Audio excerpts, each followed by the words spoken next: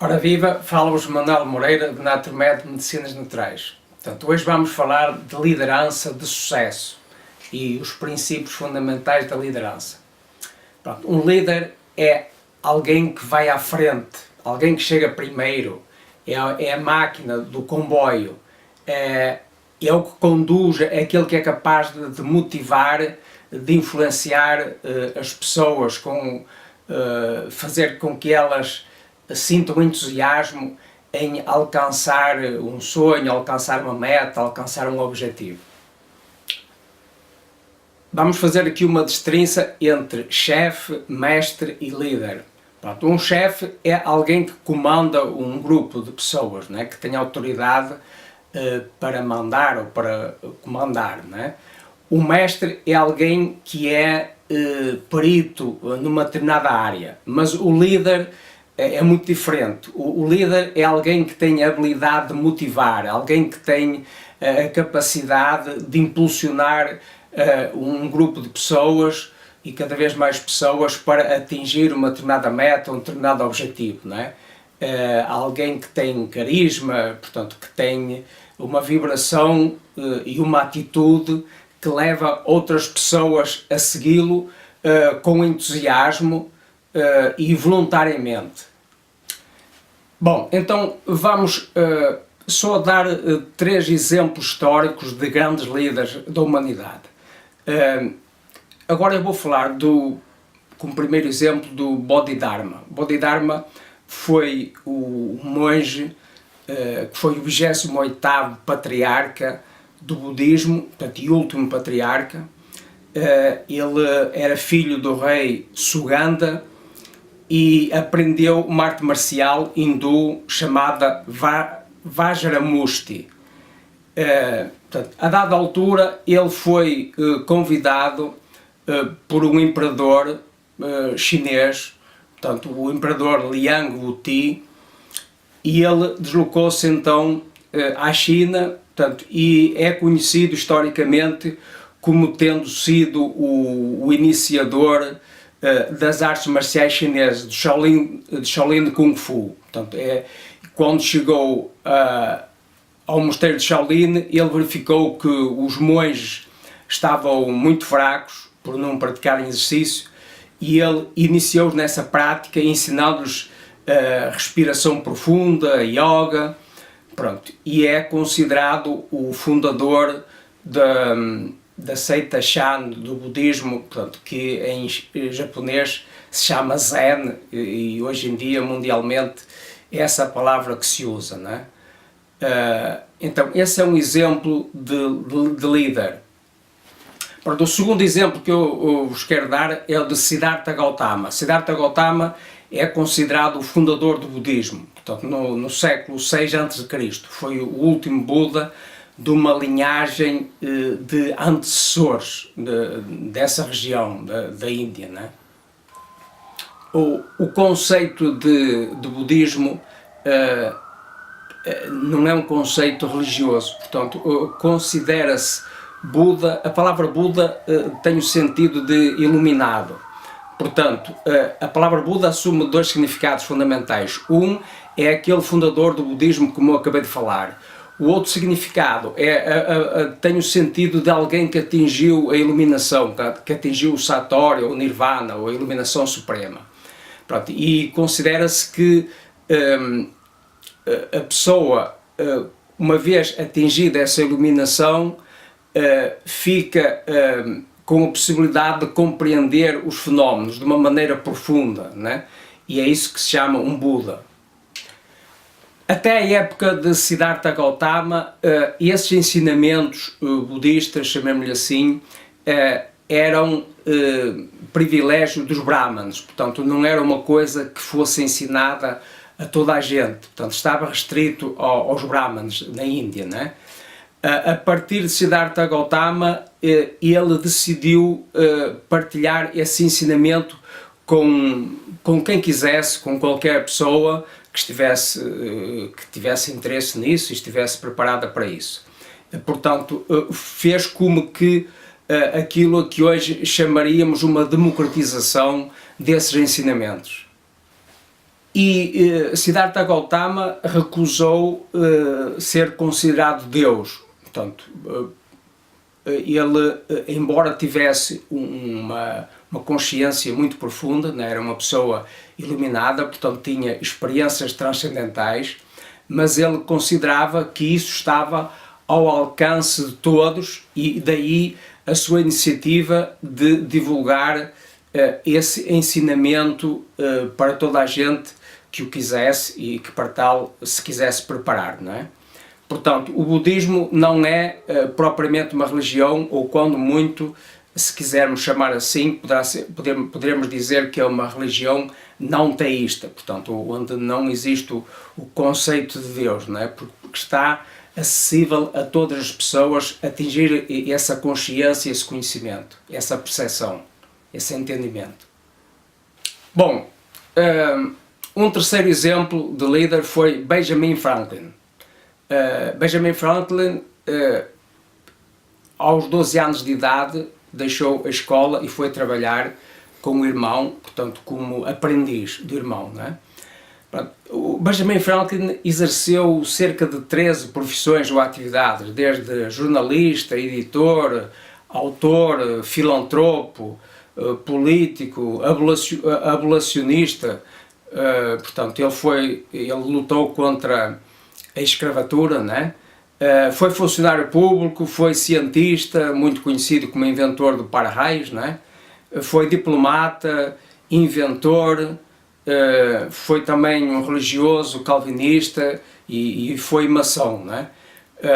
Portanto, ele foi um dos grandes líderes da Revolução Norte-Americana e foi o primeiro ministro dos Correios nos Estados Unidos. Benjamin Franklin fez um almanaque, portanto, em que colocava lá provérbios, e um dos provérbios mais conhecidos é o que dizia: um tostão poupado é um tostão ganho. Portanto, ele fundou com outros maçons, que ele era maçom também, a primeira biblioteca pública de Filadélfia, e em 1748 ele vendeu um negócio que tinha, ganhou milhões na época, ficou muito rico com essa venda de negócio, e então ficou com mais tempo livre para estudar, portanto, e desenvolveu um estudo muito profundo sobre a eletricidade, e como falei, e é conhecido, foi então o inventor do para-raios. Então, Benjamin Franklin foi um grande perito, portanto, nos assuntos de Estado, portanto, conduziu os assuntos de Estado com muito sucesso, e foi responsável pela aliança militar com a França, portanto, com o Tratado de Paris, em 1783, e que contribuiu decisivamente para a independência daquilo que hoje se chama os Estados Unidos da América do Norte. A partir de 1785, de regresso à França, ele dedicou-se à abolição da escravatura no seu país.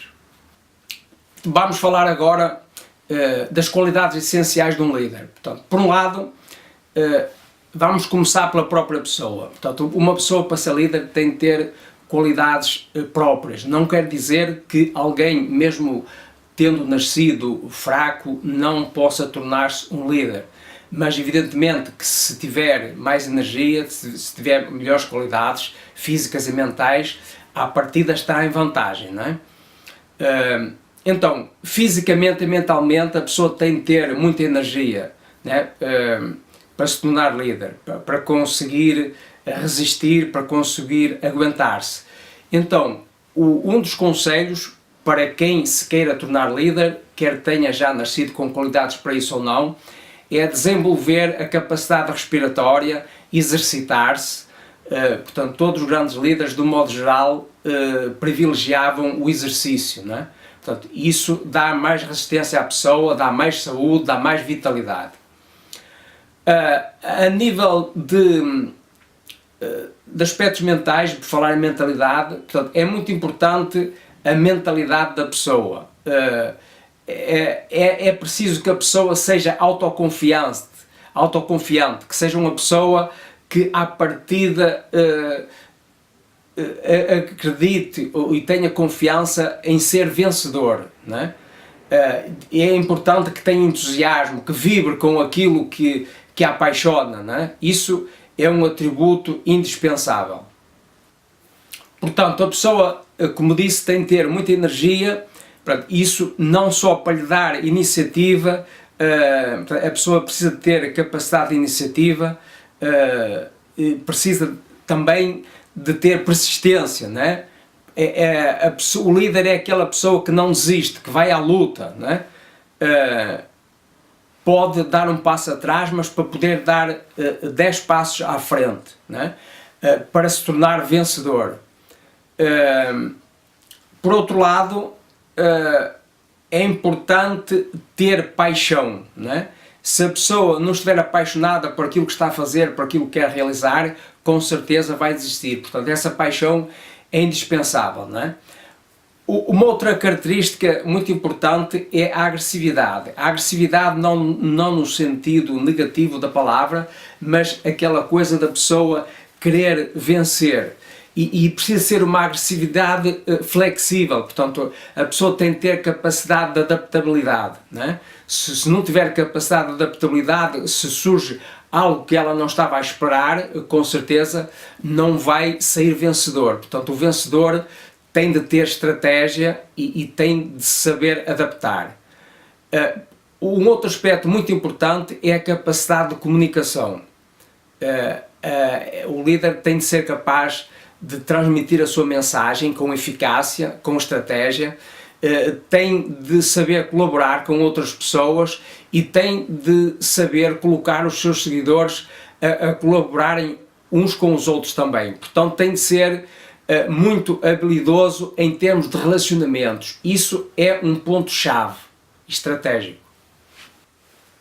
Então, em primeiro de tudo, um bom líder, ele tem de se autoliderar, ele tem de saber liderar a si próprio e ele tem de ser exemplo. Portanto, a melhor maneira de liderar é através do exemplo. Não chega, mas é uma condição sine qua non, é uma condição indispensável, não é?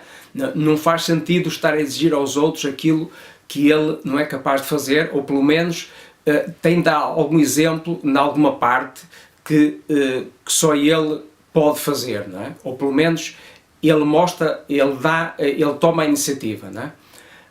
Outra característica é a tal capacidade de mobilização, tem de ter a capacidade de impulsionar as outras pessoas a partirem para a batalha também e terem entusiasmo nisso. Nesse sentido é importante criar um grupo, criar uma torcida, enfim, criar um grupo de pessoas que se entreajudam e que ele apoia também. Por outro lado, é importante ser positivo, ter a tal autoconfiança, ter a percepção e a convicção de que vai vencer. Obviamente com estratégia, com astúcia, com integridade, mas ele está consciente disso. Então vamos falar aqui, muito resumidamente, dos 10 mandamentos do bom líder. Em primeiro lugar, o tal aspecto de a pessoa ter autoconfiança, de manter-se positivo, com um espírito vencedor. Em segundo lugar, tem de traçar uma direção clara. Portanto, o líder tem de saber o que quer e tem de saber transmiti-lo aos outros, não é? Por outro lado, precisa planear etapas, portanto, precisa saber o como, não é? Por outro lado, em quarto lugar, saber munir-se dos recursos. Portanto, não só ele próprio tem de estar em condições, tem de estar com saúde, tem de estar com vitalidade, tem de ter recursos humanos, portanto, tem de ter pessoas capazes de o seguir, de o acompanhar, de o ajudar, não é? E tem de munir-se de outros meios, desde meios financeiros, desde dependendo do que for que se quer fazer, não é? Mas com certeza haverá que ter eventualmente máquinas, enfim, uma série de alavancas indispensáveis para qualquer projeto, para qualquer objetivo que queiramos traçar. Pronto, em quinto lugar, portanto, um líder sabe discernir entre principal e complementar. Portanto, Por exemplo, ouve mais e fala menos, né? Portanto, o principal é ouvir, falar é complementar. E, por outro lado, dá o apoio necessário, né? Mas também sabe delegar.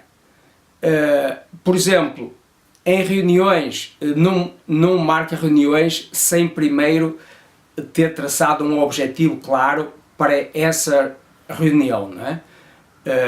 Portanto, isso tem a ver com a tal direção clara, não é? Sempre presente.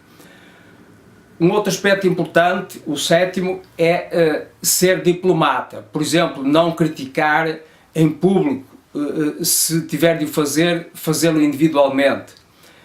Oitavo, não delega o que não gosta. Portanto, ele delega, sim, mas não porque não gosta disto ou daquilo, não é? Por outro lado, sabe delegar o que é possível, não é?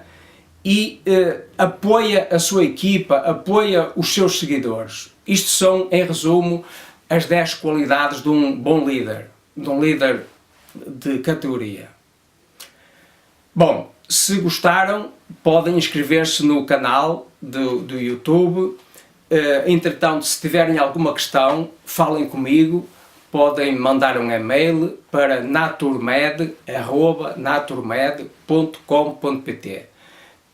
Terei todo o gosto em responder.